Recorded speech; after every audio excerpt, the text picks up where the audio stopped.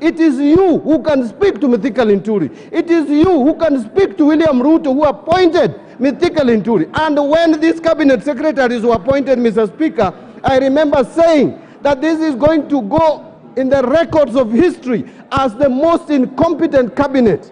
And you can already see that some people are protecting, Mr. Speaker, Linturi, and claiming that he was ignorant of what was happening in National Cereals and Produce Board. Mr. Speaker, if Mr. Linturi can be ignorant of what is happening at the National Cereals and Produce Board, then what can he be ignorant about? This is an incompetent... Honorable Mbadi, there's a point of order.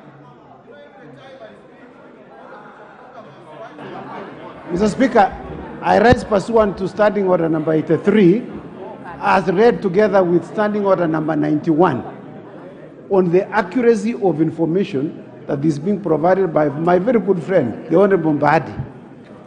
Mr. Speaker, is it in order for the Member of Parliament, for the nominated Member of Parliament, to claim that he had already made up his mind from the time the Cabinet Secretaries were nominated or appointed that they were incompetent, so that his information that he had at that time, which he never gave us in the House, when we were approving Linturi, is it in order, Mr. Speaker, for somebody to redact information which we thought he had or which he thinks he should have had?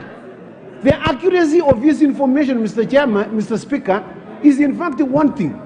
He is alleging that in fact the conduct of the president is not at issue here. In fact, if he wants to bring a substantive motion with the issue of the conduct, he should not mention the president. He is not part of the motion that is in the House. The motion is in the House is with regard to the Honorable Linturi, who was his colleague in the 13th Parliament.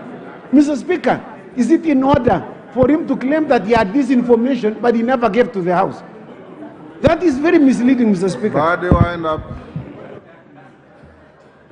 Mr. Speaker, you know, Honorable Chepkonga could be older than me by age, but he is not older than me in this House, and I don't know why he's resting so early.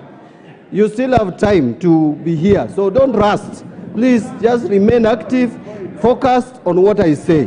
Mr. Speaker, I was reminding the President, we are appealing to the President as the appointing authority. That is what we are doing here.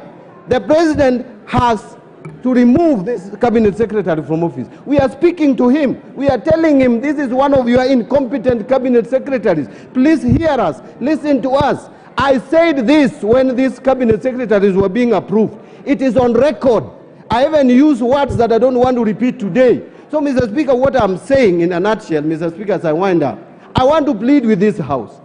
Please allow this motion to go through so that we can appoint a select committee of 11 members to interrogate this matter, look at it into details, look at the evidence adduced, so that if there is no evidence, we will let Linturi continue running the ministry. If there is evidence, let us get him out, get another Kenyan, even if we want a Kenyan from that region where he comes from. There are so many competent Kenyans from that region, that county, that part of the country. Mr. Speaker, I want to plead and persuade, including the majority leader, support this motion so that we can have these matters settled in a professional manner through the committee of this House. Mr. Speaker, I support.